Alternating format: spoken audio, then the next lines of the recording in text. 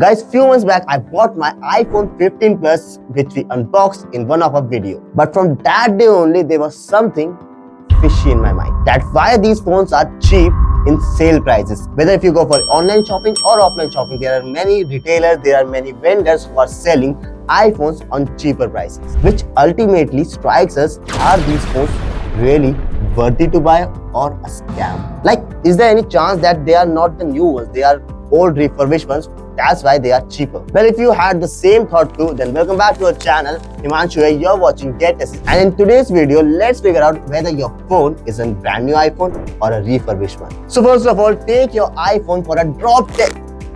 Don't try it, I'm just kidding. Now here's the way how you can find out whether your iPhone is a newer one or an older one using their model number. Just look at the model number. If the model number starts with the alphabet M, then it's a brand new one. But if not, then there are three more possibilities. If it starts with F, it's a refurbished one. And if it starts with an N, then it's a replacement device. And then comes the third category, which is P, which means personalized, when we engrave our iPhones personally. So do check it once. And if you have checked, just comment it down which model is yours. You can also check the same by using the link in the description box and pasting your model number there. And that's how you can check what type of iPhone you are having. So if you find this trick new and obvious, important and useful, then hit the like button, share with your friends who are curious about their iPhones, and what else, just subscribe to our channel for more such content. And if you want your queries to be solved